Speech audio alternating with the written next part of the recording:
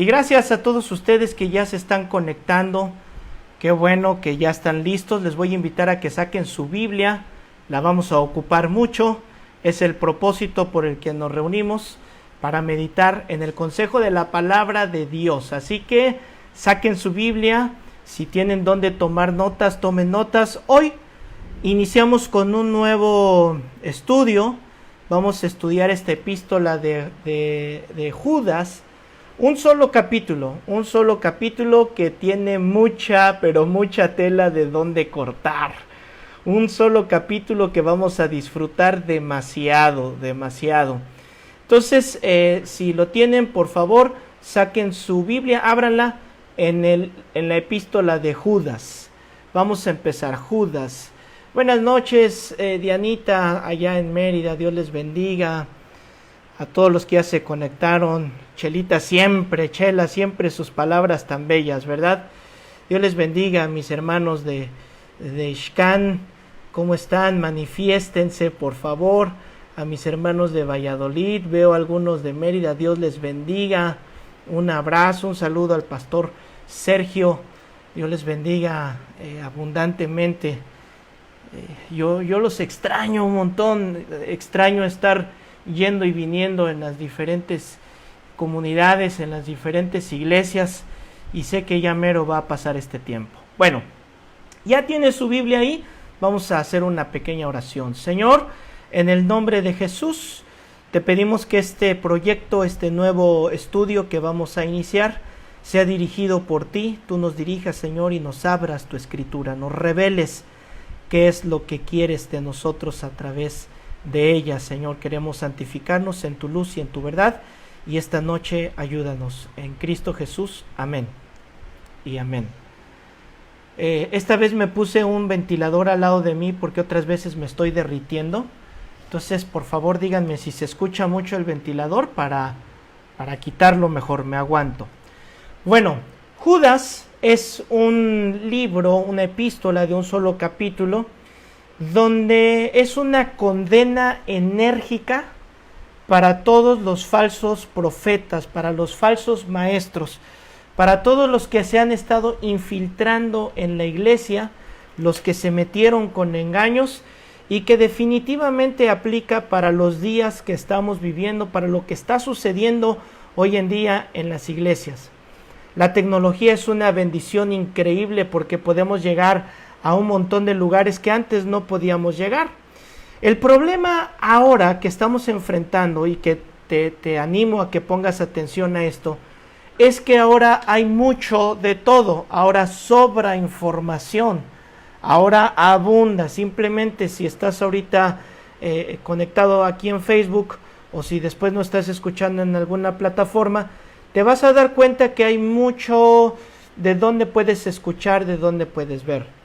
El problema es que dentro de esto hay cosas muy buenas, pero también definitivamente hay imitaciones, hay maldad, hay falsedad, hay una doctrina equivocada, hay confusión, hay muchas cosas que se infiltran en la iglesia, que se infiltran entre los creyentes, y lamentablemente cuando hay personas que no abren su Biblia, que no escuchan, pues son fácilmente engañados.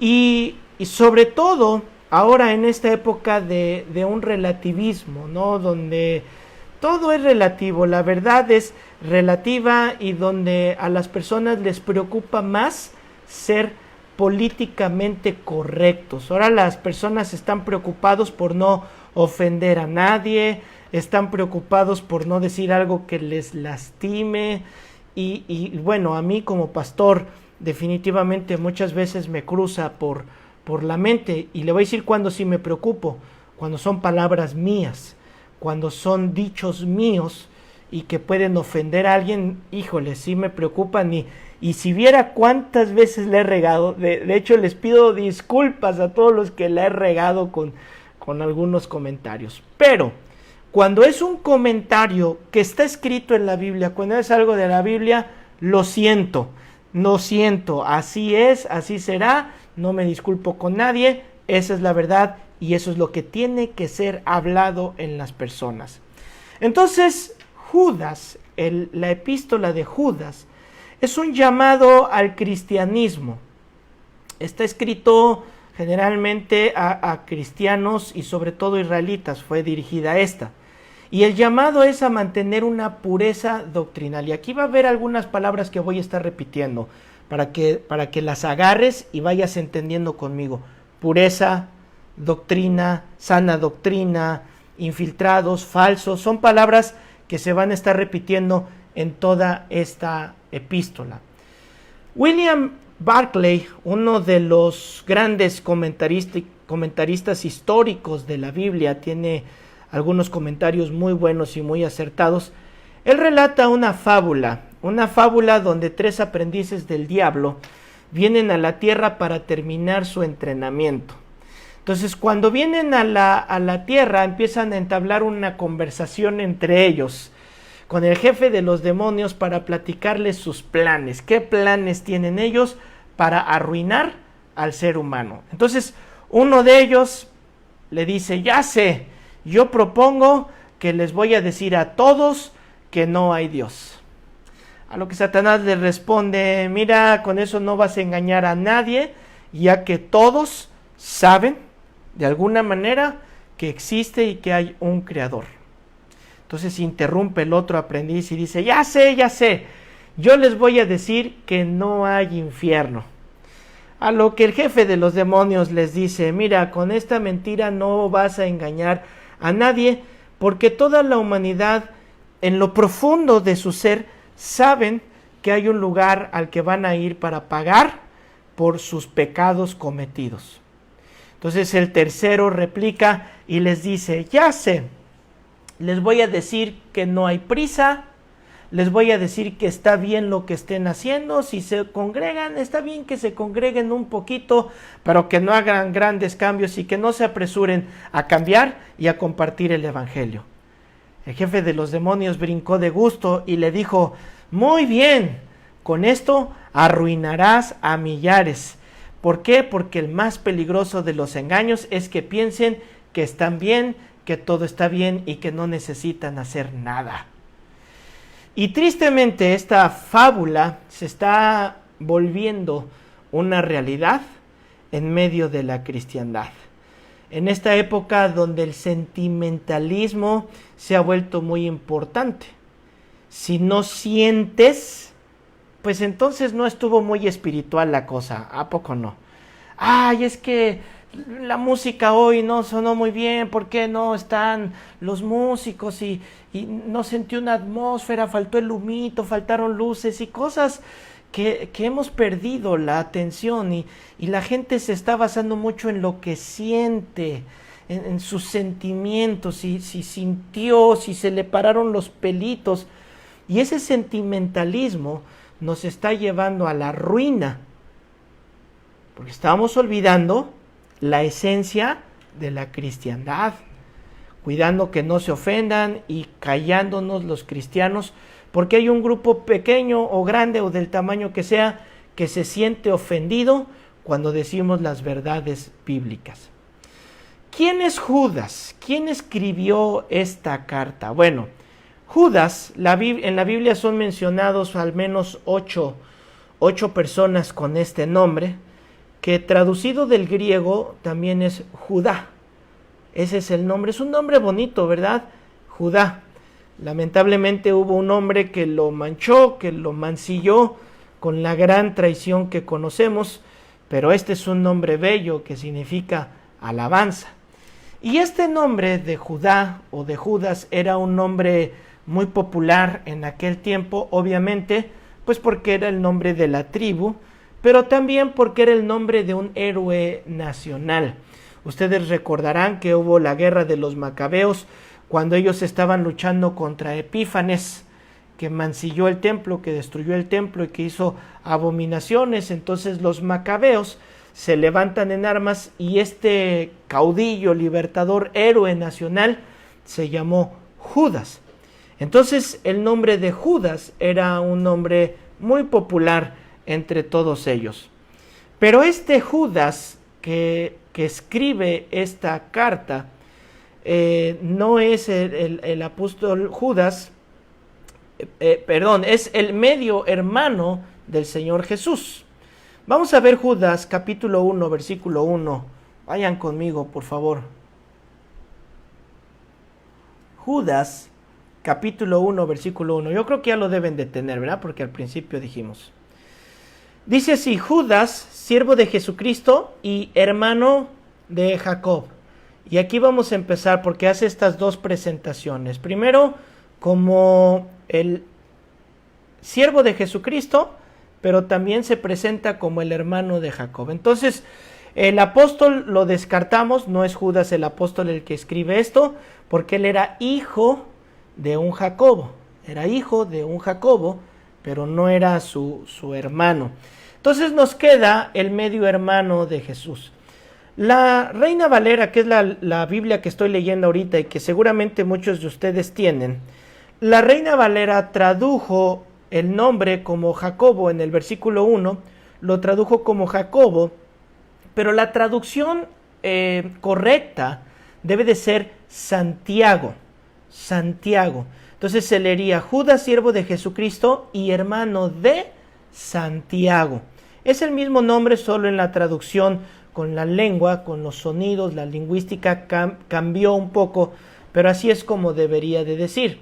Y este Santiago y el mismo Judas, ellos se identifican como los medios hermanos de Jesús. Vamos a Gálatas capítulo 1, verso 19. Gálatas 1, verso 19. Dice así: pero no vi a ningún otro de los apóstoles, y subraya esta parte que es la que nos interesa para el estudio, sino a Jacob, el hermano del Señor. Ok. Este Jacob también se convirtió en el líder de la iglesia de Jerusalén y sería el autor de la epístola de Santiago. Este Jacobo, que ya vimos que es Santiago, es el que escribió precisamente la epístola de Santiago. Y a este Santiago lo martirizaron cuando Herodes lo mandó a matar con la espada en Hechos capítulo 12, versículo 2. Ahí está. Y después de él ya no hay otro Jacobo a quien referirse por su nombre, solo por su nombre. Ya empezaron a usarse lo que en nuestra actualidad llamamos apellidos, recuerde usted que los apellidos surgieron como Jacobo, el hijo de tal, ¿verdad? O zapatero, ¿por qué? Porque se dedicaba a hacer zapatos y los apellidos fueron en esa forma para identificar a diferentes. Pero este Jacobo en la Biblia es el único que se identifica simplemente con su nombre, Jacobo. Bueno, entonces ya aclaramos que este Judas fue uno de los medios hermanos de Jesús, ¿verdad? Vamos a Mateo capítulo 13, verso 55. Ahora no les pusimos las citas ahí en la pantalla a propósito, porque es cómodo y yo lo entiendo. Si usted toma notas, pues se pierde, ¿verdad? En que busca la cita y toma notas, por eso a veces se las pongo.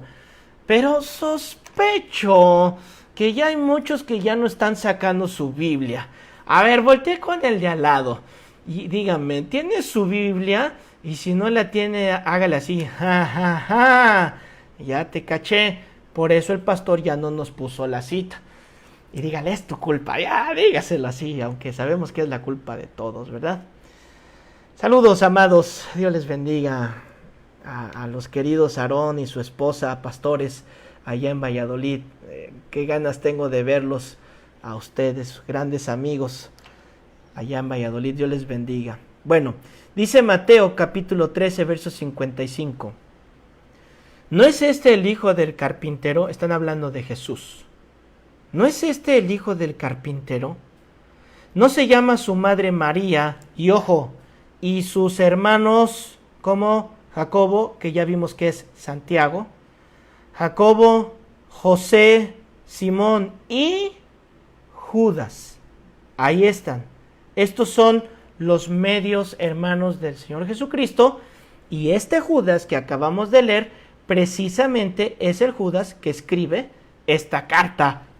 Que vamos a entrar y que te va a parar los pelitos de que Judas se va duro y a la yugular contra los falsos apóstoles. Y irónicamente el otro Judas, ¿verdad? El Judas Iscariote, pues resultó ser uno de esos falsos apóstoles, el que se ahorcó, el que representa a todos ellos, ¿verdad? Regresemos al versículo 1 de Judas, y dice así, Judas 1:1. Judas, siervo de Jesucristo.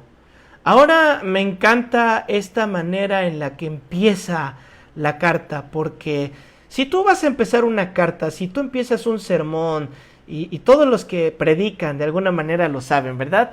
Yo creo que una de las partes más difíciles de armar nuestro estudio es cómo empiezo y cómo termino, ¿verdad? Qué frase, qué historia, qué manera, cómo voy a empezar, porque es algo muy importante. Es el primer golpe que van a tener los oyentes sobre lo que yo quiero hablar. Entonces se debe de escoger muy bien. Y Judas escoge estas palabras, empieza firmando, Judas. Y su primer presentación es siervo de Jesucristo. Y esta es una gran humildad, porque al él mismo presentarse como siervo de Jesús y no como su hermano, o sea, él pudo haber charoleado, ¿verdad? Judas, el hermano de Jesús, probablemente, ¿verdad? Pero no, se presenta como siervo, un doulos, un esclavo por amor, ¿de quién? De Jesucristo. Y aquí entre nos, tú tienes hermanos, la mayoría tenemos hermanos, o primos, o algún familiar. Y si tú tienes tu hermano, entre hermanos a veces es bien complicado, ¿verdad? Cuando el hermano es el pastor de los otros hermanos, se requiere de humildad, y humildad sincera, honesta, que venga de Dios, para que uno de los hermanos reconozca el pastorado del otro, ¿verdad? Y yo firmemente creo que si una persona tiene de su familia miembros en la iglesia, en su equipo, que le siguen, que le apoyan, que le aportan, y son miembros de su familia, es un testimonio muy grande. Porque si hay alguien que te conoce, es tu familia. Con la familia no nos les escondemos, ¿a poco no? Y si son tus hermanos, esos te sueltan toda la sopa. Y no fue la excepción con Judas, ¿eh? Judas, antes de la muerte de Jesucristo, no era muy gentil con el Señor Jesús, y no era su seguidor así como tal. Al contrario, sus hermanos de repente procuraron la muerte del Señor Jesús. Tal vez no lo querían matar con ese ánimo, ¿verdad? Pero sí le dijeron, a ver, si te sientes muy Mesías, no, estoy parafraseando, si te crees que tú eres el Mesías, a ver, ¿por qué no vas a Jerusalén? Sabiendo que en Jerusalén su vida corría peligro. Y ese de sus hermanos era Judas. También Judas en un principio se sintió avergonzado de su hermano, le daba pena que lo vieran a su hermano predicar, ir a hacer, y él como judío y de una raíz real, porque acuérdate que la familia de José y de María vienen de una raíz real. Entonces ellos como que, ay, mira, Jesús ya nos está avergonzando otra vez, ya está haciendo esto por aquí, vamos a callarlo, vamos a hacerle. Y ese era Judas, sí, el mismo Judas que escribe esta preciosa carta. Vamos a Marcos, solamente quiero reforzarte un poquito esto, en Marcos capítulo 3, por favor. Marcos capítulo 3. Hola Maybe, qué gusto que te conectas. Dios te bendiga, Dios les bendiga. De verdad que yo aprecio mucho que se conecten y que tengan a bien compartir y comentar. Ya no me siento hablándole aquí a una cámara solito, sino que sé que hay personas allá atrás, y me responsabiliza mucho, me da una responsabilidad tan grande. El poder de la transmisión, el poder de un micrófono, es de muchas responsabilidades. Les agradezco que estén escuchando. Dice Marcos capítulo 3, verso 32. Y la gente que estaba sentada alrededor de él le dijo, está el Señor Jesús predicando en una casa, tu madre y tus hermanos están afuera y te buscan. Ellos mandaron a hablarle al Señor Jesús, lo querían sacar de esa casa, querían que ya párale, ya, vente, ¿qué estás haciendo ahí de entrometido? Probablemente, ¿no? Y dice el versículo 33, él les respondió diciendo, ¿quién es mi madre y mis hermanos? Y mirando a los que estaban sentados alrededor de él, dijo, he aquí mi madre y mis hermanos. ¿Quién es? Está hablando de su familia. ¿Quién es mi familia? Mi familia no son los que están afuera. Mi familia no son los que están en contra de mí.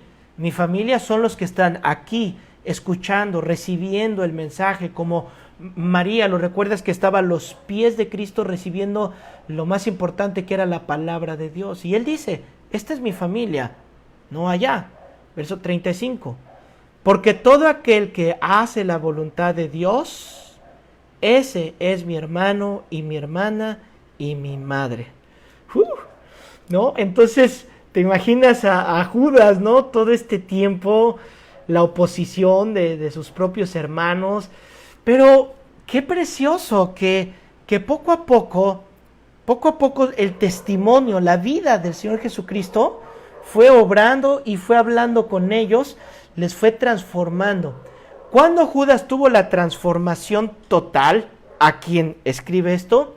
En la resurrección de Cristo. ¿Y quién no? ¿No? O sea, al ver que matan a tu hermano de una manera tan cruel, de una manera tan horrorosa, el castigo excesivo que le hicieron, y después verlo manifestado nuevamente, resucitado, vivo, y hablando y dejando las enseñanzas, porque acuérdate que después de resucitado se quedó enseñando todavía, pues por supuesto que provocó en Judas esta convicción de que Jesús es el Mesías, de que Jesús es quien dijo que era. Vamos a primera carta a los Corintios, por favor. Vamos a seguir extrayendo más cositas de quién era Judas a medida que vayamos estudiando esta epístola. Vamos a sacar más detalles de su carácter, de su manera de ser, de pensar y de la historia que él tuvo. Vamos a primera carta a los Corintios, dice así, capítulo 9, versículo 5. Es otro detalle de la vida de Judas. Este es Pablo hablando, y Pablo dice, no tenemos derecho de traer con nosotros una hermana por mujer, como también los otros apóstoles y los hermanos del Señor y Cefas. ¿Quiénes son los hermanos del Señor? Ya los vimos, ¿verdad? Entonces, esto nos arroja que entonces Judas era casado, ¿sí? Era casado y su función era la función de evangelista. Era un evangelista y también fue el encargado de la iglesia en Jerusalén. Qué privilegio, qué responsabilidad y qué dolor de cabeza, porque recuerde que entre los mismos judíos es donde había mucha oposición. Nos dice la historia, los anales de la historia, que los nietos de Judas fueron una vez llamados frente al emperador romano Domiciano para jurarle lealtad, ya que ellos tenían la descendencia davídica, la descendencia real. Pero cuando vio que eran simples agricultores, pues los dejó ir, ¿verdad? Y ya no les hicieron nada. Esto lo dice el historiador Eusebio. Bueno, ya vimos ahora quién fue Judas, quién escribió esta epístola.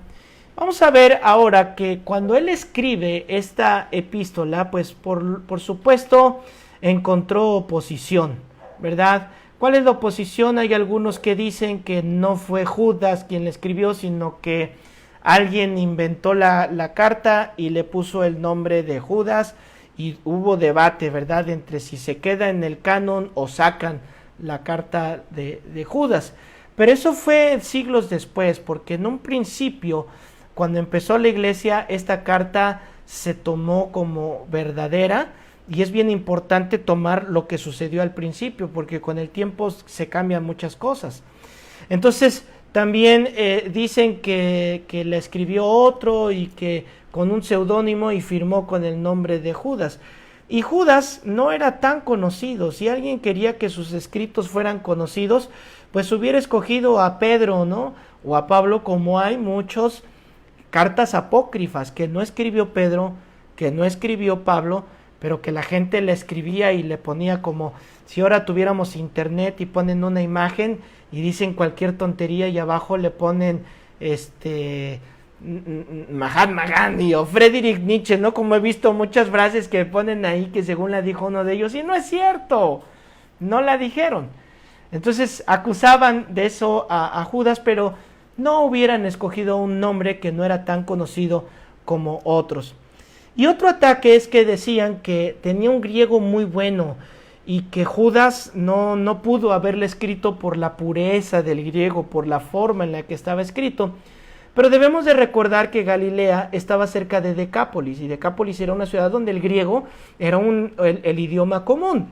Además de que Judas como Pedro usaron algo que le llamaban, déjeme encontrar el nombre de esta palabrita que se me olvidó, amenuense, utilizaban un amenuense. ¿Quién es un amenuense? Pues era un escritor. Ellos, Pedro y Judas, le decían a otra persona y esa otra persona era la que escribía y embellecía los relatos que ellos le decían, ¿verdad? Bueno, ¿en qué época fue escrita esta carta de Judas?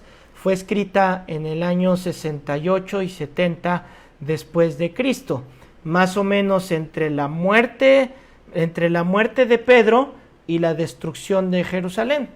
Y solo un dato curioso, la segunda carta de Pedro, muchos de sus versículos son muy iguales a Judas, o sea, uno los puede leer y parecen casi paralelos, solamente que Pedro habla en futuro. Pedro habla de los falsos apóstoles y habla como que en el futuro van a venir y van a presentarse. Sí habla del presente, pero advirtiendo de lo que va a suceder. Sin embargo, Judas, la carta de Judas está escrita de una manera que él lo está viviendo. Lo que Pedro explicó, Judas ya lo está viendo, Judas ya lo está viviendo y Judas está advirtiendo de lo que está sucediendo en ese momento. No sabemos exactamente a quién iba dirigida esta carta, aunque sabemos por la forma en la que está escrito que era a los creyentes judíos. Y definitivamente esta carta fue dirigida a ti y es dirigida a mí, ¿verdad?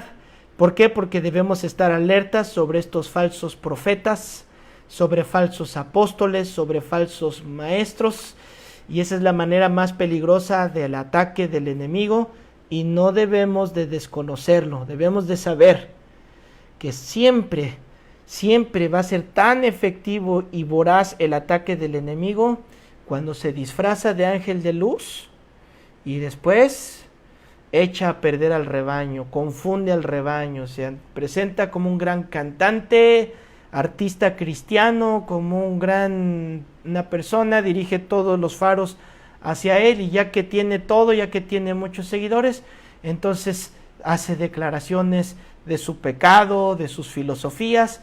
¿Y qué es lo que provoca? Confusión y hace que los seguidores, pues que no estaban tan fieles al Señor, sus fieles seguidores de esa persona, pues se vayan tras todas estas filosofías. Así que si tú te has sentido confundido por algún cantante que se decía cristiano, por alguna persona que anunciaba algún tipo de evangelio, que estaba diciendo que era cristiano y ahora tiene una vida de pecado, pues entonces debes de estudiar conmigo esta carta de Judas. Judas había planeado originalmente escribir esta carta positiva y celebrar las grandes verdades de la salvación. Era lo que iba a escribir Judas. Judas quería hablar de lo bello de la salvación, del poder de la salvación, pero cambió la carta, da un cambio abrupto que él mismo lo menciona y que en el versículo 3, vamos a leerlo, en el versículo 3 se encierra la esencia de la carta de Judas. ¿Cómo cambia? Y nos ha pasado, a mí me ha pasado constantemente que traigo un tema y que quiero dar un tema, pero veo lo que está sucediendo, la necesidad, y tengo que hacer un cambio porque esto urge, esto que está sucediendo, ¿verdad? A veces traigo una aplicación de algún tema, pero el Señor me dice, no des esta aplicación, y yo le digo, Señor, pero esta está muy bonita, esta es de, vamos, come on, you can do it, y el Señor me dice, no, cámbiala, jalón de orejas, exhortación. ¿Por qué? Porque el Señor sabe de lo que tenemos necesidad. Y ven al versículo número 3. Dice el versículo 3 así: Amados, por la gran solicitud que tenía de escribiros acerca de nuestra común salvación, me ha sido necesario escribiros exhortándoos que contendáis ardientemente por la fe que ha sido una vez dada a los santos. Aquí está el origen, ¿verdad? Yo les quería hablar de todo esto, pero ¿saben qué? Ya hay falsos maestros introducidos aquí, invadiendo las congregaciones, amenazando la salvación. Versículo 4, él habla de que estos están amenazando la salvación, entonces esto le obliga a cambiar los planes.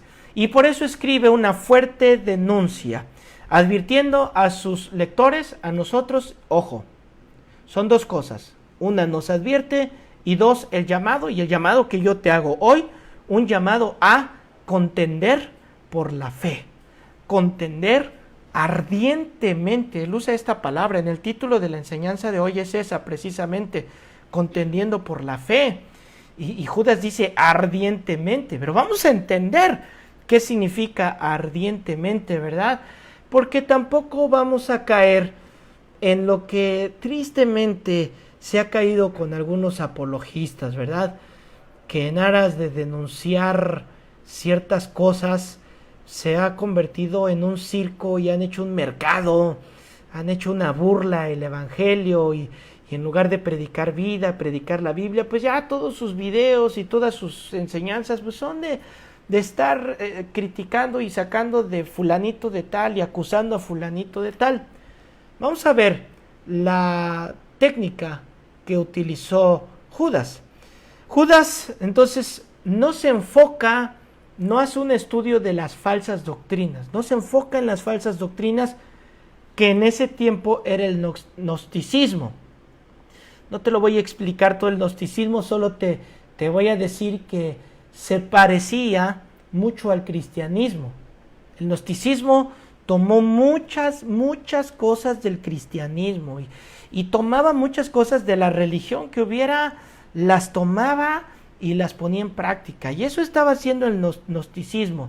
Pero aparte de todo esto de que empieza a parecerse al cristianismo, empieza a meter muchas ondas de hechicería, de brujería, de metafísica. Hermanos cristianos, les hablo a ustedes. Eso se estaba infiltrando en la iglesia. Eso estaba haciendo. Entonces, ¿cuál fue la técnica de Judas para enfrentar a estos falsos que se infiltraron? Bueno, él lo hizo enfocándose en su estilo de vida. Chan. Esto está padrísimo porque Judas se enfoca en su carácter. Judas va, te digo, directo y a la yugular. Él empieza a hablar, mira, ve su estilo de vida, ve cómo son, ve lo que ellos están haciendo. Yo no te voy a hablar de esta filosofía, de esta otra filosofía, ni me voy a meter a darte este nombre, ni hacer videos sobre él y pasar mi vida solamente tratando de pisar en los talones a esa persona. Judas lo que dice es simplemente vamos a ver su carácter, vamos a ver su estilo de vida y te vas a dar cuenta, escúchame, que el estilo de vida de esos falsos es un estilo de vida inmoral, es un estilo de vida fraudulento. Lamentablemente mancha el evangelio, lamentablemente ensucia el nombre de la iglesia. Cuando se descubren sus robos, cuando se descubren su vida amoral que están teniendo. Y esto definitivamente es bíblico. Ve lo que dice Mateo 7. Te lo sabes de memoria. Te lo sabes de memoria. Ah, mi hermano Noé Ramírez, qué gusto, tanto tiempo sin saber de ti. Qué gusto saludarte. Dios te bendiga. Dice Mateo 7, verso 16. Por sus frutos los conoceréis. ¿Acaso se recogen uvas de los espinos o higos de los abrojos? Así, todo buen árbol da buenos frutos, pero el árbol malo da frutos malos. No puede el buen árbol dar malos frutos. Y escucha, por favor, ni el árbol malo dar frutos buenos. Todo árbol que no da buen fruto es cortado. Esta es una profecía, es cortado y es echado en el fuego. Así que por sus frutos los conoceréis. Entonces, Judas pone en evidencia sus vidas corruptas y ya no tenía que discutir sobre sus filosofías. Yo recuerdo que un día había una persona que me visitaba mucho en mi casa. Él tenía un rango alto en cierta secta que me visitaban y que tocaban a mi puerta hasta que lo invité a pasar y teníamos buenas charlas, la verdad. Y siempre trataba de entrar él en el debate, ¿no? Y me sacaba ciertos temas que en un principio pues yo debatía de esos temas que me sacaba. Y un día platicando con él le dije, oye, ¿y has leído el Evangelio de Juan? ¿Has leído el Evangelio? ¿Sabes de la vida de Jesucristo? Entonces cuando yo le hablaba de los Evangelios y de Jesús, no sabía nada. Y entonces siempre me desviaba el tema, ¿no? A esos temas que él quería hablar, porque de Jesucristo tenía total desconocimiento. Entonces yo dije, de ahora en adelante no voy a discutir con él y voy a hablarle solamente de Jesucristo. Entonces dejaba que me dijera así un montón de cosas y después yo le hablaba de Jesucristo y me decía yo de Jesucristo. Y un día en el techo de mi azotea estaba él reparando el aire acondicionado y yo estaba ahí con él, pues platicando, hermano, uno que le gusta la charla y los debates, ¿verdad? Y ahí estoy platicando con él. Y entonces empezó a apasionarse con lo que me estaba diciendo. Y yo como no quería discutir, esto se los digo honestamente, no soy de las personas que me gusta entrar en peleas por cosas así. Entonces le dije, mira, y dije su nombre, casi se me sale. Mira, aquí hay algo bien importante, que tú y yo podemos tener mucho conocimiento de la Biblia y podemos jactarnos de muchas cosas, pero al final de cuentas, ¿qué tanto de la Biblia se refleja en tu rostro? ¿Qué tanto de la Biblia se refleja en mi rostro? Cuando le dije eso, empezó a llorar y a llorar y a llorar. Pues yo me saqué de onda porque no sabía por qué estaba llorando, ¿no? Y ya se soltó y me dijo, sí, ¿sabes qué? Tiene razón, es que pues yo tengo problemas de alcoholismo, o sea, me la soltó, ¿no? Tengo problemas de alcoholismo y he engañado a mi esposa y me empezó a sacar todo. Y recuerdo que ese día lo ministré y oramos. Nunca volvió a regresar a la casa, aunque lo llamaba, lo buscaba, ya nunca quiso regresar. ¿Por qué? Pues cuando somos enfrentados con nuestro pecado, pues es donde o nos arrepentimos y decimos, híjole, sí, la regué, o tomamos la actitud de Judas, ¿verdad? Judas, en lugar de pedir perdón, pues se fue por la salida fácil, fue y se ahorcó. Y muchos así, en lugar de enfrentar el pecado de la manera que se debe de enfrentar, que es reconociendo, y es que el orgullo es uno de los problemas más grandes que tenemos, reconocer que la regué, que dije algo que no, que estoy haciendo mal, que estoy actuando mal. Híjole, mano, cómo cala, cómo duele. Y esto sucedió. Entonces, ¿qué es lo que está diciendo Judas? Pues que ellos mismos se desacrediten por sus frutos. ¿Por qué? Porque la gente no puede vivir una vida egoísta y tratar de brillar la luz de Cristo al mismo momento. En Tito, capítulo 2, por favor acompáñenme. Tito, capítulo 2. Todavía tenemos tiempo, ¿verdad? Es que como aquí no tengo mi relojote, se me va la onda, ya no sé el tiempo, cómo voy. Pero Si llego a 1 hora, háganme una señal, por favor. Pónganme un relojito que ya llegamos a 1 hora. Y ahí me voy a dar cuenta quiénes son los carnalotes que no leen la Biblia, que no les gusta. Bueno, tengo que hacer algo para yo mismo despertarme. ¿Ya se despertó? A ver, pregúntele al de al lado, ¿estás despierto o estás dormido? Tito capítulo 2 versículo 11 dice así: porque la gracia de Dios se ha manifestado para salvación a todos los creyentes. Esto es padre, porque habla de que la salvación es para todos los creyentes, enseñándoos que, renunciando a la impiedad y a los deseos mundanos, o sea, yo soy salvo por la fe, que vimos en la lección pasada, ¿te acuerdas? La perseverancia de los santos. Ahora, yo soy salvo y precisamente esa salvación me va a llevar, como dice el versículo 12, a renunciar a la impiedad, a renunciar a los deseos mundanos que se vivían en este siglo, ¿no? Y ahora me manda a vivir de una manera justa y piadosa. Entonces, la salvación, son los 3 procesos de la salvación.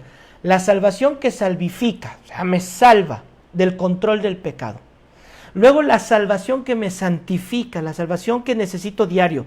No porque pierda la gracia de Dios, no voy a perder la salvación que Dios ya me dio, pero diario necesito ser salvado. ¿De qué? Pues de la influencia del pecado en mi vida. Entonces diario estoy con una salvación que es una salvación santificadora. Y después viene una salvación futura que es la glorificación, donde mi cuerpo, donde yo voy a ser glorificado de este cuerpo de carne y de pecado. Entonces, si te fijas, es lo que dice la Biblia. Si tú eres salvo, va a haber frutos, definitivamente. Judas llega a comparar a estos falsos apóstoles con ángeles caídos, con moradores de Sodoma y de Gomorra. Los denigra al punto de ponerlos al mismo nivel que Coré. Miren lo que dice el versículo 10 de Judas. Judas 1:10. Los describe como animales irracionales. O sea, wow, qué duro se va al carácter de estos falsos. Y les dice Judas 1:10: pero estos blasfeman de cuantas cosas no conocen y en las que por naturaleza conocen. O sea, ¿qué es lo único que van a hablar? ¿Qué es de lo único que te van a hablar?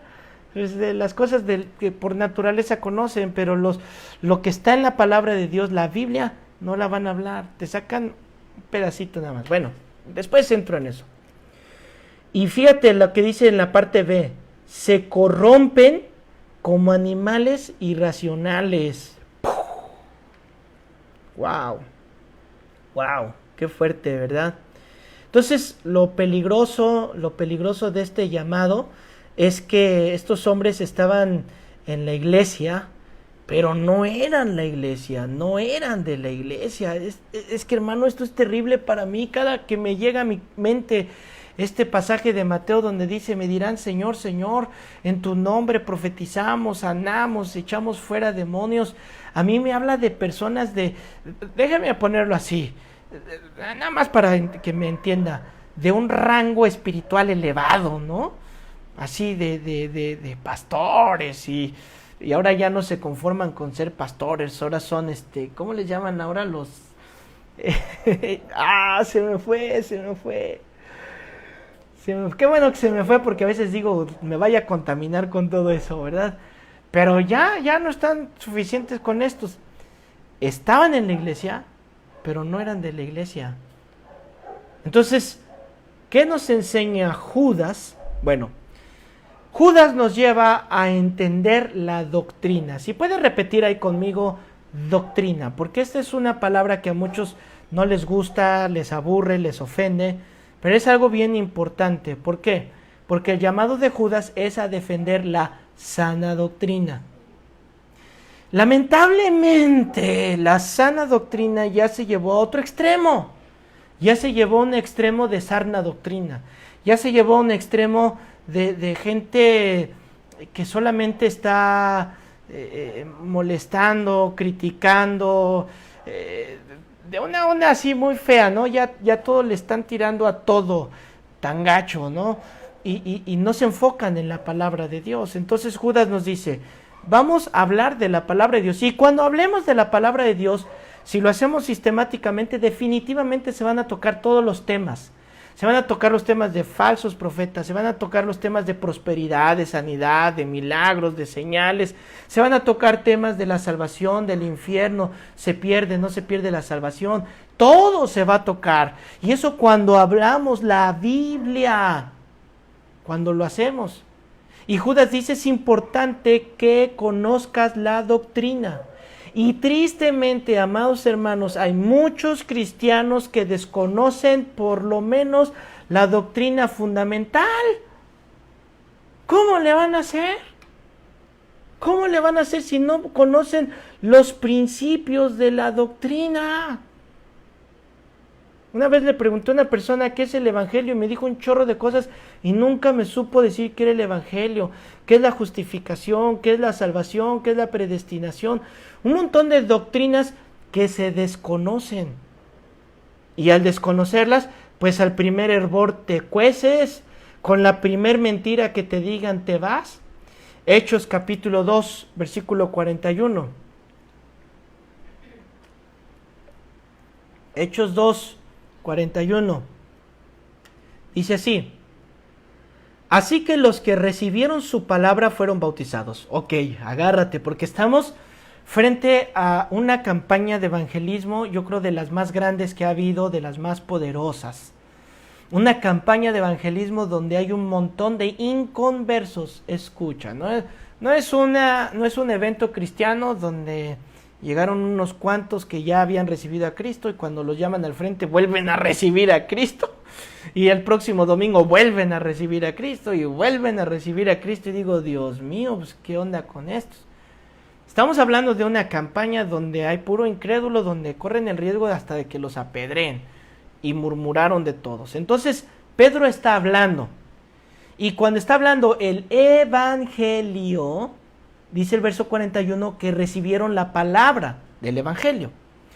Y fueron bautizados. Y se añadieron aquel día como 3,000 personas. Como 3,000 personas. Ahora ve el verso 42. ¿Qué hacían esas 3,000 personas? Y perseveraban ¿en qué? Lo escucho, ¿en qué perseveraban? Exactamente. En la doctrina. En la doctrina. ¿De quién? De los apóstoles. Son 4 cosas que la iglesia debe de estar siempre practicando, que la iglesia debe de hacer. Permanecer en la enseñanza, la doctrina. Es muy importante que uno aprenda de la doctrina, que uno tenga estudios de la doctrina. En la comunión unos con otros. En la iglesia tenemos un lobby donde yo siempre les digo, no se vayan luego, hombre. Ahora sí valoran, ¿verdad? Ahora que regresemos, valora el tiempo con los hermanos. Cuando termine la reunión, quédate un ratito ahí, platica. Cada día embellecemos más para que sea cómodo, agradable para ti quedarte. Número 3, en el partimiento del pan, que de vez en vez hacían una fiesta, una comida donde todos cenaban lo que nosotros conocemos ahora como la Santa Comunión, como la Santa Cena, también la tenían ellos, ¿verdad? Y en las oraciones. Bueno, entonces los pastores somos llamados precisamente para enseñar en la iglesia. Usted se recordará allá también por el libro de los Hechos, cuando hubo Hechos 6 me parece, cuando hubo murmuración de que se atendían más a las viudas de unos que a las viudas de otros, y entonces los apóstoles dijeron, no es bueno que nosotros estemos viendo todos estos asuntos, nosotros nos debemos de enfocar en el estudio de la palabra. Entonces los pastores somos llamados precisamente a enseñarle lo que estamos haciendo ahorita, la doctrina, lo que la Biblia dice, lo que la Biblia enseña. Dice Efesios capítulo 6, verso 4. Oiga, ¿sí me está haciendo caso y si está yendo a la Biblia o no está yendo a la Biblia? o aprovecha cuando le digo abra su Biblia para ver el WhatsApp. No, hermano, concéntrese aquí. Dice Efesios 4:14. Para que ya no seamos niños fluctuantes. Fíjese cómo, en qué nivel pone a una persona que no estudia la doctrina, que no conoce la doctrina del Señor, de los apóstoles. Para que no seamos como niños fluctuantes, llevados por donde quiera con todo viento de doctrina, por estratagema de hombres, que para engañar emplean con astucia las artimañas del error. Por eso la importancia de conocer la doctrina. ¿Para qué? Para que no seamos como niños que lo tomas de la mano y el niño no sabe, nada más pues te sigue y va para allá, va para acá. Un día es una ola, otro día es otra ola, un día creemos esto, otro día creemos esto, un día sí, un día no. Y dice el Señor, ya estuvo, ya no seas un niño. Verso 15. Sino que siguiendo la verdad en amor, crezcamos. Este es el llamado, crezcamos en todo aquel que es la cabeza, esto es, en Cristo. ¿En qué debemos de crecer? Bueno, aquí está, en la verdad. ¿Cómo? En amor. Porque tampoco somos llamados a ser provocadores o buscapleitos. Tampoco somos llamados a estar metiéndonos en la vida de las personas nada más para sacarles sus trapitos al sol. La salud de la iglesia depende del alimento, no de los chismes. Del alimento espiritual que el pastor les entregue. Y mi obligación para los que van a la iglesia que el Señor me ha dado es alimentarlos. Cada pastor en cada iglesia, su función es mantener a la iglesia alimentada. Esto que hacemos a través de las transmisiones ya no lo vamos a dejar de hacer. ¿Por qué? Porque hay personas que por X o Y razón necesitan el alimento, y gracias a Dios porque a través de esta tecnología puedes recibir esto, puedes llenarte de la palabra de Dios cuando estás en el carro, cuando estás de viaje. A mí me encanta si salgo en el iPod a correr o a caminar, pongo en lugar de música, ya ve que muchos ponen música para ir con el ritmo, a mí me gusta poner predicaciones porque eso me mantiene. Entonces en todo momento, gracias a Dios, porque podemos recibir este alimento. Entonces la salud de la iglesia depende del buen alimento que se le dé. Usted no le da a sus hijos un alimento echado a perder, ¿verdad? Darles un alimento echado a perder es ser negligente y no hacerlo establecido por Dios. Así que tengamos cuidado. Pablo le enseña a Timoteo sobre la sana doctrina. Primera a Timoteo capítulo 2, verso 3. Vamos terminando. Primera carta a Timoteo capítulo 2, versículo 3. A mí me emociona, hermano, saber que estamos conectados. Me entusiasma mucho estudiar con ustedes. Dice así, versículo 3.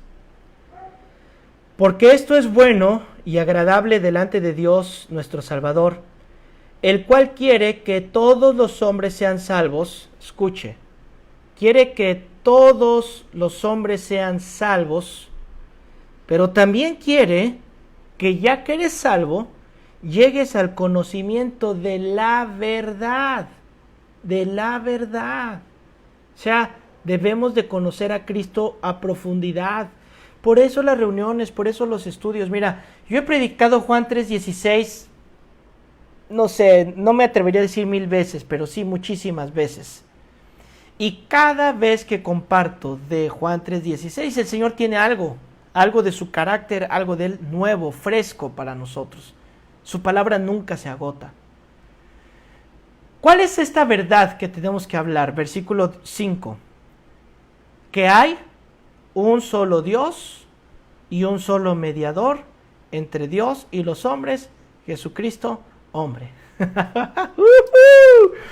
¿Qué debemos de predicar en las iglesias? ¿Qué es lo que se debe de hablar? Que hay un solo Dios. ¿Quién es ese Dios? Jesucristo. Hay un solo mediador. ¿Quién es ese mediador? Es Jesucristo. Eso es lo que se debe de estar hablando en las iglesias. si no se habla de la sana doctrina, si no se dirige a Cristo. Charles Spurgeon dijo que el príncipe de los predicadores dijo que toda predicación debe de ir al punto A y a Cristo. De acá empezamos y lo dirigimos a Cristo, lo llevamos a Cristo. ¿De quién hablamos? ¿De quién predicamos? ¿A quién le damos la gloria? ¿A quién se lleva los aplausos? ¿Quién levantamos? ¿Quién reconocemos? ¿Quién hace todo? ¿Quién es todo? Jesucristo. Nada más. Nada más. Esa es la verdad. Santiago capítulo 1, versículo 18. Entonces, somos llamados a predicar la doctrina, somos llamados a predicar la verdad, somos llamados a anunciar a Cristo. Santiago 1:18 dice así: Él, hablando del Señor, de su voluntad, nos hizo nacer por la palabra de verdad. Nuevamente, lo mismo que Timoteo y lo mismo que Judas. Nos hizo nacer por la palabra de la verdad para que seamos primicias de sus criaturas. ¿Qué es lo que hace el Señor con su palabra? Nos levanta, nos sana, nos hace crecer, nos hace nacer, nos va creciendo poco a poco hasta llegar a la estatura del varón perfecto. Por eso la importancia, la palabra de Dios nos santifica. La palabra de los hombres nos lleva directo al infierno. Juan 17:17, en la oración del Señor Jesucristo, Él dice así, está orando el Señor Jesucristo al Padre, y en esta oración le dice, santifícalos en tu verdad. Es la oración de Dios para nosotros, que seamos santificados en la verdad. Ya leímos en Santiago, ¿cuál es la verdad? La palabra. Y aquí Juan lo dice también, tu palabra es verdad. ¿Cómo combatimos la falsedad? ¿Cómo combatimos la falsa doctrina? ¿Cómo combatimos al diablo que se mete en las vidas con filosofías, pareciéndose mucho a la iglesia? ¿Cómo la combatimos? Con la palabra de Dios, llenándonos de la palabra de Dios. Les dije el domingo en la predicación con los agentes del Servicio del Tesoro de Estados Unidos, para identificar un billete falso, primero tienen un entrenamiento donde solamente los ponen con billetes verdaderos. Solamente tocan, huelen, ven billetes verdaderos, nada más. Y han tenido tanto contacto con algo verdadero que cuando les presentan un billete falso, inmediatamente lo identifican. Y eso es para nosotros. Tú pasa tiempo en la palabra del Señor. De verdad, pasa tiempo en la palabra del Señor. Y cuando llegue algo falso, cuando llegue algo que no checa con lo que la Biblia dice, inmediatamente te vas a dar cuenta, huye de ahí, por favor, salte de ahí. El avisado ve el mal y se aparta. Ora por tus hermanos y tú vive la palabra de Dios. Sé ejemplo. Vamos a terminar esta noche leyendo el Salmo 138, por favor.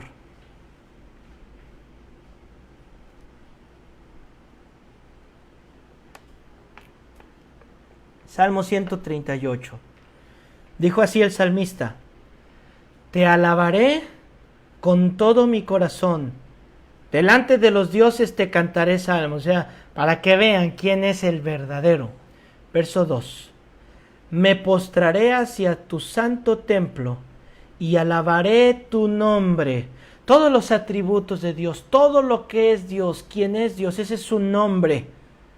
Alabaré tu nombre por tu misericordia y tu fidelidad, porque has engrandecido tu nombre. Vea dónde pone su nombre.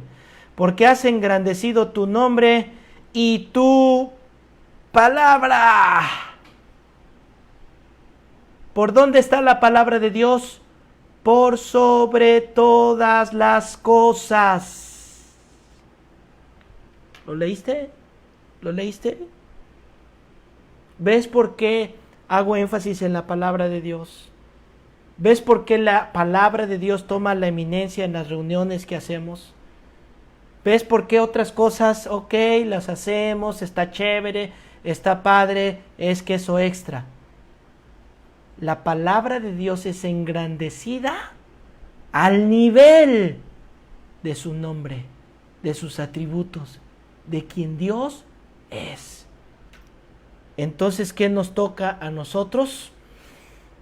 Contender por la verdad, contender por la palabra de Dios. La iglesia de Jesucristo es columna y baluarte de la verdad. Acuérdate que desde el Génesis, capítulo 3, cuando la serpiente llegó con Eva, desde ahí él empezó a decirle, a ir en contra de la palabra de Dios, con que Dios dijo que no comieras ni tocarais. Dios no dijo que no toquen del árbol de la vida, del conocimiento, perdón, del bien y del mal. Dios no les dijo que no lo toquen, pero ¿qué hizo la serpiente? Agarra un poco de verdad, agarra la Biblia. La serpiente agarra la Biblia, la serpiente habla la Biblia, cuidado, pero la mezcla con mentira. Una pizca de mentira.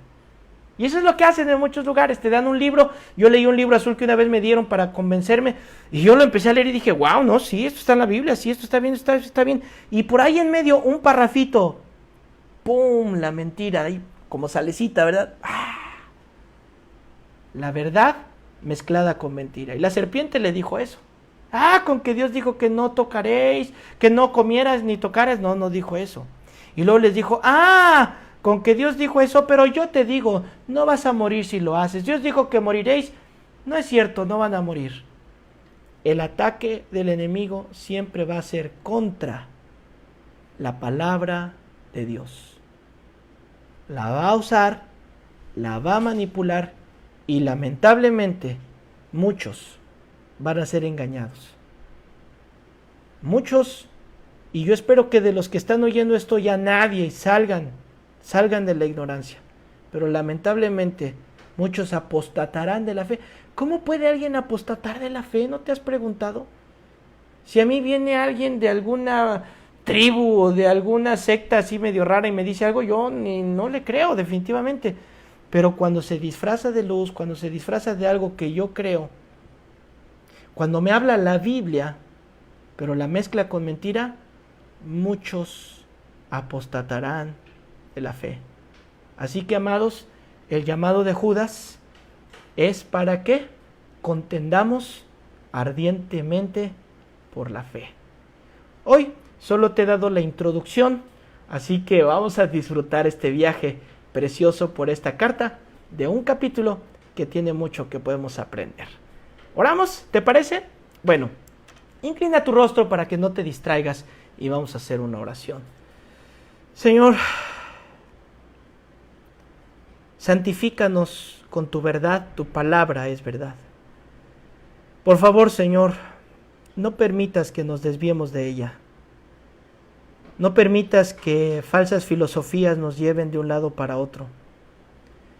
Y si hay alguien aquí que había sido engañado o que se está dando cuenta que algo no está bien, mi oración, Señor, es que en amor sus oídos y sus ojos puedan ser abiertos y sean santificados con tu verdad. Y podamos llegar, Señor, al conocimiento de tu palabra. Podamos llegar al conocimiento de ti, que es nuestra meta, conocerte cada día más y más y obedecerte. Por favor, Señor, queremos ser contendientes fervientes de la fe, pero no maltratando y no lastimando a los demás, sino viviéndola y ofreciendo defensa cuando sea necesario, porque tenemos comunión contigo. Gracias, Señor. Gracias por esta semana. Gracias por lo que tú nos has dado.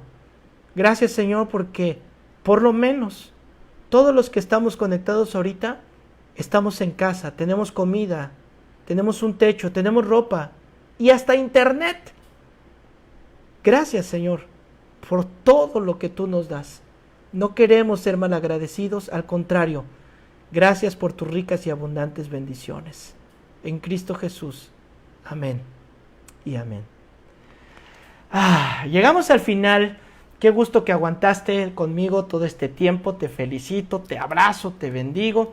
Ayer tuvimos una reunión de varones, estuvo muy padre. Si tú eres varón y quieres reunirte con nosotros en estas reuniones virtuales, manda un mensaje ahí en el Messenger de la página, alguien te va a contestar y te vamos a dar un link donde te puedes conectar con nosotros a través de Skype para que no dejes de estar en contacto. Recuerda que este viernes y sábado tenemos discipulado 1, discipulado 2, reuniones de jóvenes. El domingo tenemos nuestra reunión a las 11 de la mañana. Prepárate para alabar el nombre del Señor. Y después de la reunión, las maestras están haciendo un trabajo excepcional para nuestros hijos. Están haciendo algo tan creativo. Yo me asombro, maestras, las felicito por lo precioso y bonito que están haciendo las clases para los niños. Bueno, eso es todo. Nos vemos hasta la próxima. Voy a leer sus mensajes. Les saludo, les bendigo y nuevamente gracias por conectarse. Nos vemos un día menos en la contingencia, un día más en la presencia del Señor. Hasta pronto.